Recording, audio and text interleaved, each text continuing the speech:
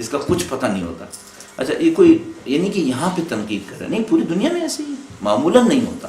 ہاں کچھ جگہوں پہ فورسفلی کرنا پڑ جاتا ہے ان کو، کیونکہ ان کو گورنمنٹ سے کچھ امداد وغیرہ ملنی ہوتی ہے. مثلا جیسے ناروے برادران بتا رہے تھے کہ گورنمنٹ انتہائی کم ایک امداد ممبرس کے نام پر نمبر آف ممبرس پہ دیتی ہے. تقریباً 250 کروڑ پر اینم ہوتا ہے، 200 سے 250 کروڑ پر اینم. اس خاطر ان کو سارے ممبرس کا ریکارڈ مینٹین کرنا ہوتا ہے، ساری رپورٹ اپنی آڈٹ بنانی ہوتی ہے. اگر وہ نہیں بنائیں گے تو ان کو سالانہ وہ جو مل رہا ہوتا ہے وہ نہیں ملے گا، تو اس خاطر ان کو وہ کرنا پڑتا ہے. ادروائز کسی کو کوئی ضرورت نہیں کرنے کی. اگر کبھی ایسی کوئی رپورٹ بن رہی ہو اور وہ واقعی ایک واقعی رپورٹ ہو تو آپ اس میں سے پرسنٹیج نکال کے دیکھیے گا کہ وہ جو 2.5 سال سے 11 سال تک کی ایجوکیشن کا اس میں خرچہ ہے وہ کتنا ہے. تو میں آپ کو مطمئن ہو کے کہہ رہا ہوں کہ وہ پاکستان کے بجٹ کی طرح 2 سے 2.5% سے زیادہ نہیں ہوگا. پاکستان میں بھی ایسے ہی ہے، پاکستان میں بھی ایسے ہی ہے کہ 2 سے 2.5% سے زیادہ نہیں ہے. اس کی وجہ سے ہماری صورتحال یہ ہے جو اب آپ کے سامنے. اچھا اب ایک اور مصیبت بھی ہے، وہ جو 2 سے 2.5% ہے اس میں بھی صرف پنجاب کے اندر میں ایک جگہ کوئی رپورٹ پڑھا تھا تقریباً 2000 گھوسٹ اسکول ہیں. تقریباً 2000 ایسے اسکول ہیں جو بھوت اسکول ہیں. بھوت اسکول ہیں کیا مطلب؟ نہ ان کی بلڈنگ ہے، نہ ان کا کوئی پرنسپل ہے، نہ ان کے کوئی ٹیچر ہے، نہ کوئی بچے ہیں، نہ کوئی فرنیچر ہے، اور سب کے پیسے جا رہے ہیں. اس 2.5% میں بھی یہ ہو رہا ہے. معمولاً اسکول ٹیچرز اپنا کام نہیں کر رہے جن کو کر لینا چاہیے تھا.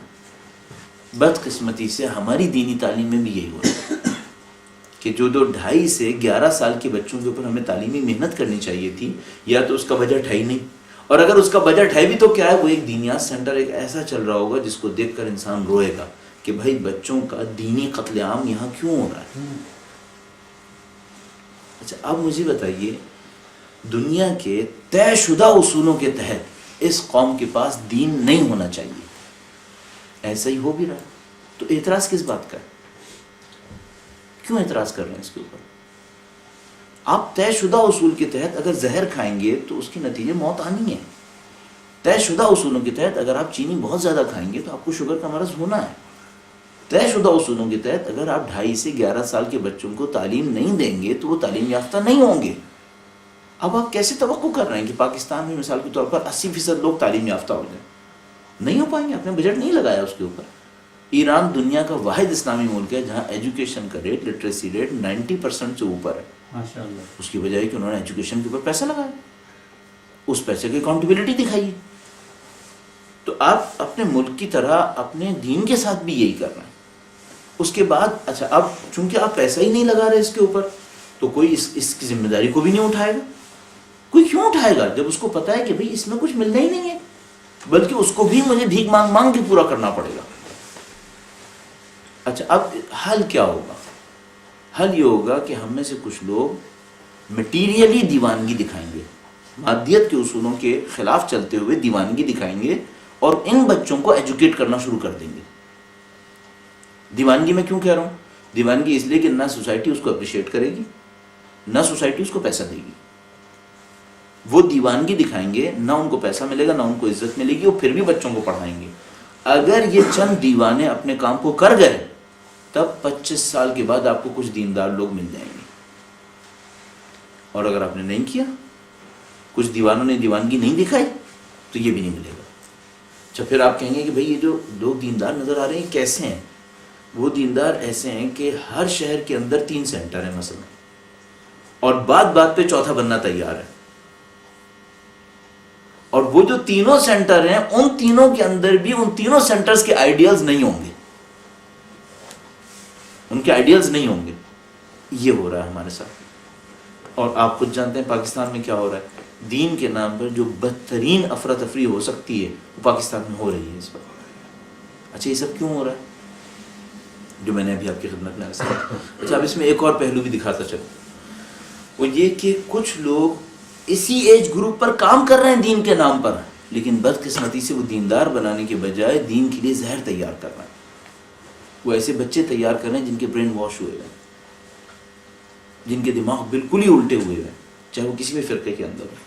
نتیجہ یہ کہ نہ یہ کہ وہ دین کے لیے کام نہیں کر رہے بلکہ مکمل وقف شدہ اپنی زندگی کو وقف کر کے دین کے خلاف کام کر رہے ہیں. اور ہم اپنی ریسورسز کہاں لگائے جا رہے ہیں؟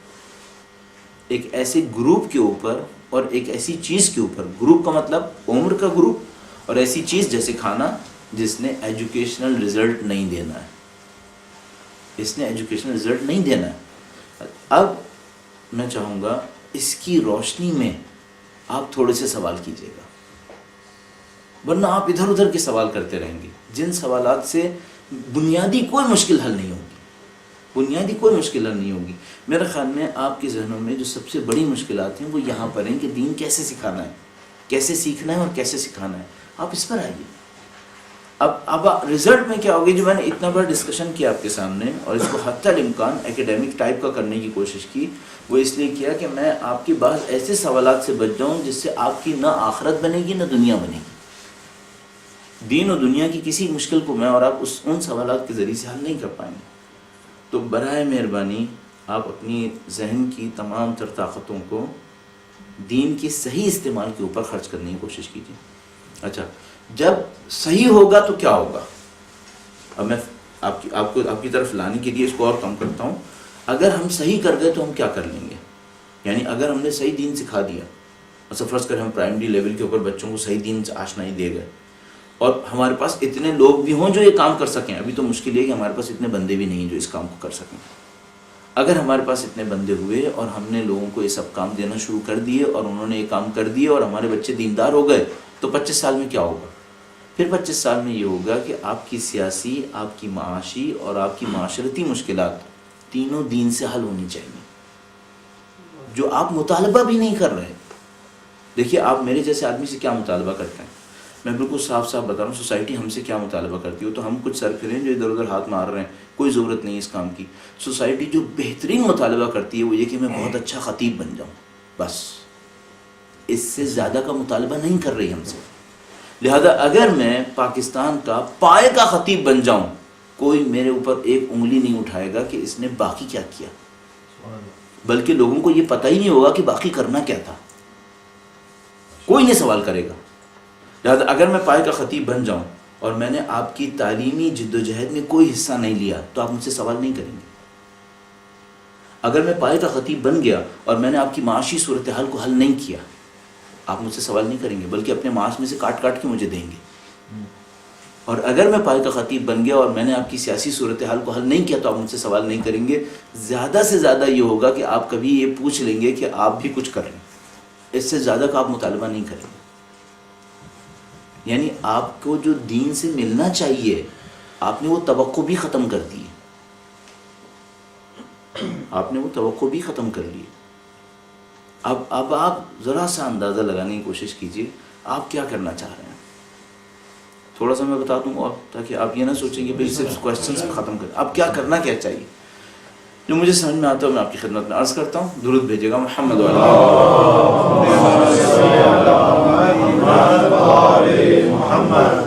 جو کرنا پڑے گا وہ یہ کہ دوبارہ اسی گروپ کے اوپر جس کی ایجوکیشن کو بہتر ہونا چاہیے اس گروپ پہ فوکس کرنا پڑے گا. اچھا, اس کی ایجوکیشن کو بہتر کرنے کے لیے کیا کرنا پڑے گا؟ ایسے علماء لانے پڑیں گے جو اس گروپ کے اوپر ایجوکیشن کا کام کر سکیں. ایسے علماء لانے کے لیے کیا کرنا پڑے گا؟ اپنی کچھ ریسورسز اس طرف ڈالنی پڑیں گی کہ کچھ علماء اس فن میں مہارت حاصل کریں. ٹھیک ہے, جب آپ کچھ ریسورسز ان علماء پہ لگائیں گے جو اس فن کے ماہر ہوں اس گروپ کو ڈیل کرنے کے, تو ایسے لوگ بننا شروع ہو جائیں گے جو یہ ذمہ داری اٹھائیں گے. پھر وہ لوگ ان بچوں کو ایجوکیٹ کرنا شروع کریں گے. اس کے بعد کہیں جا کر 20-25 سال میں آپ کو دینی سوسائٹی مل جائے گی. اچھا, ان بچوں کو ایجوکیٹ کرنے میں صرف وہ عالم کچھ نہیں کر پائیں گے, اس عالم کو ایسے ادارے بنانے پڑیں گے جہاں پہ وہ ان بچوں کو ایجوکیٹ کر سکے. پھر اس کو متعارض سارے اداروں کے مقابلے میں بھی ادارے بنانے پڑیں گے. مثلا فرض کریں ایک عالم نے جو اس فن کے ماہر ہیں بہت اچھا دینیات سینٹر بنا لیا ہے جہاں وہ سیٹرڈے سنڈے بچوں کو بلاتے ہیں, وہ 2 دن بچوں کے اوپر ٹاپ آف دا لائن محنت کرتے ہیں. اور متعارض ادارہ کون سا ہے ان بچوں کے سامنے؟ وہ اسکول جہاں وہ 5 دن جاتے ہیں وہ نہیں بناتا, تو یہ پھر فیل ہو جائے گا. صحیح ہے, تو آپ کو پہلے نمبر میں ایسے علماء بنانے پڑیں گے جو ان بچوں کو ایجوکیٹ کر سکیں. وہ عالم کیا کرے گا؟ وہ 2 کام کرے گا. بچوں کو دینی لحاظ سے ایجوکیٹ کرے گا، اور جو متعارض ادارے ہیں ان اداروں کے آلٹرنیٹ بنائے گا. جب وہ یہ 3 کام کر لے گا اور اچھے طریقے سے کر لے، تب آپ کے بچوں کی اگلے نسل کی دین مستقبل کو محفوظ کیا جا سکے گا. اور اگر آپ نے نہیں کیا تو یہی صورتحال رہے گی جو اس وقت ہے. آپ اور میں کٹتے رہیں گے، آپ اور میں بٹتے رہیں گے، دین کے نام پر ایک دوسرے کے دین کو برباد کرتے رہیں گے. اور اگر کوئی بہتری آ گئی تو میں کہوں گا معجزہ ہے. بالکل ایسی جیسے پاکستان میں کوئی ناگہانی بیماری اتنی بڑی نہیں آئی گزشتہ 10 سال میں جس میں ہزاروں لوگ مر جائیں. کوئی پوچھے کیوں نہیں آئی تو میں یقین سے کہہ رہا ہوں صرف ایک معجزہ ہے. ورنہ یہ ملک پوری طرح تیار ہے کہ یہاں پہ کوئی ایسی ایپیڈیمک آئے جس کے اندر ہزاروں لوگ مر جائیں، کیونکہ اس کا کوئی مداوع نہیں ہے ہمارے ملک کے اندر.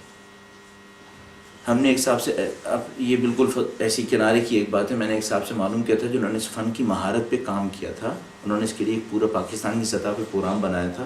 تو ان سے معلوم کیا تھا کہ اگر ہمارے ملک کے اندر کسی علاقے کے اندر ایپیڈیمک آئی، اس ایپیڈیمک کے منسٹری تک پہنچنے میں کتنا ٹائم چاہیے ہوگا. تو انہوں نے اندازاً بتایا تھا کہ 20 دن لگیں گے. یعنی اگر ملک کے کسی خطے کے اندر ایسی ایپیڈیمک پھیل گئی، وبائی بیماری پھیل گئی، اس وبائی بیماری کی رپورٹنگ منسٹری تک ہو اور منسٹری اس کو کنسیڈر کرے، اس میں 20 دن لگیں گے. اب آپ سمجھ سکتے ہیں کہ وبائی بیماری پھیلے اور 20 دن بعد منسٹری جاگے تو پھر کیا ہو چکا ہوگا. یعنی خدا نہ کرے اگر ایسی کوئی چیز برڈ فلو ہوتی تو کئی ملین لوگ مر چکے ہوں گے. اسی طرح دین میں ہو رہا ہے. ہمارے یہاں مسلسل وبائی امراض پھیل رہے ہیں، مسلسل وبائی امراض سے لوگوں کے دینی عقائد قتل ہو رہے ہیں، اور ہمارے پاس کوئی سینٹر نہیں ہے جو ان مسائل کا مقابلہ کر سکے. اور کیوں نہیں ہے میں نے وجہ آپ کی خدمت میں عرض کر دی. ٹھیک ہے، معذرت چاہتا ہوں، یہ وہ نہیں تھا جو آپ سننا چاہ رہے تھے. آپ ظاہر اس ٹائپ کی بات شاید سننے کے لیے نہیں آئیں گے یہاں پہ. یہ میں نے بالکل باہر سے نکل کر کہ میں نے آپ کی خدمت میں پیش کیا، وہ اس لیے پیش کیا کہ آپ اپنے ذہن میں موجود سوالات کا اس مشکل سے مقابلہ کیجیے گا. اس کے بعد آپ سوچیے گا کہ جو مشکلات آپ سوچ کر آئے ہیں لمبی مدت میں دین کی مشکل کو کیسے حل کرے گی. تو آپ دیکھیں گے کہ جو آپ مشکلات سوچ کر آئے ہیں ان کا لمبی مدت کے ہمارے دینی مستقبل سے کوئی تعلق نہیں. اب آپ سوالات شروع کیجئے، چاہے وہ لمبی مدت کے مستقبل سے تعلق رکھتے ہوں، چاہے وہ چھوٹی مدت کے مستقبل سے تعلق رکھتے ہوں. جو ہمیں سمجھ میں آیا وہ جواب دیں گے. غلطی کریں گے تو علامہ صاحب تشریف فرمائے، وہ ہمیں بتا ہی دیں گے کہ بھئی آپ یہاں پہ صحیح کام نہیں کر رہے. اور اگر مولانا صاحب سے آپ کو زحمت دینا چاہ رہے ہیں تو وہ بھی تشریف فرمائے. میں قبلہ آپ فرما رہے تھے کہ پرائمری لیول کے اس کے اوپر کام کرنا چاہیے، لیکن جو صورتحال پہ نظر آ رہی ہے ہمارے وطن میں، ہمارے ملک میں، وہ دن بدن اس کو ماڈرنائز کرنے کے چکر میں تو ہیں، لیکن اس کو سوشل پوائنٹ آف ویو سے یا جو ہمارے ریلیجیس پوائنٹ آف ویو سے اس پہ تو کام نہیں ہو رہا. نتیجتاً اگلے چند سالوں یا 25 سال بعد تو کہیں دور دور تک بھی نظر نہیں آ رہا کسی طرح کا. اس میں ایک دو باتیں ہیں. ایک تو یہ کہ ہمارے ہاں جو ماڈرنائزیشن کا تصور ہے وہ صرف انسٹرومنٹ سے تعلق رکھتا ہے، مینٹیلٹی سے اس کا کوئی تعلق نہیں ہے. یہ میں اچھا یہاں پر بہتر ہے کہ میں عرض کرتا چلوں، آپ کے نزدیک ماڈرنائزیشن کسے کہتے ہیں؟ دیکھیں ہمارے نزدیک ماڈرنائز آدمی کون ہوتا ہے؟ مثلا فرض کیجئے میں نے دھوتی پہنی ہوئی ہے اور ایک بنیان پہنا ہوا ہے، صحیح، آپ نے مجھے پہلی دفعہ دھوتی اور بنیان میں دیکھا. اس کے بعد اگلی دفعہ آپ نے مجھے دیکھا کہ میں نے بہت اچھا کاٹن کا کڑک قمیص شلوار پہنا ہوا ہے، صحیح ہے. اور پھر تیسری دفعہ آپ نے مجھے 3 پیس سوٹ میں دیکھ لیا، تو میں ماڈرن ہوا یا نہیں ہوا؟ ہو گیا نا ماڈرن. مثلا پہلی دفعہ آپ نے مجھے دیکھا تو میں پنجابی یا سندھی میں بات کر رہا تھا، پنجابی سندھی کسی بھی لوکل زبان میں بات کر رہا تھا. دوسری دفعہ آپ نے دیکھا تو میں بہت شستہ اردو میں بات کر رہا تھا، اور تیسری دفعہ آپ نے دیکھا تو میں بہت زبردست انگلش یا فرینچ میں بات کر رہا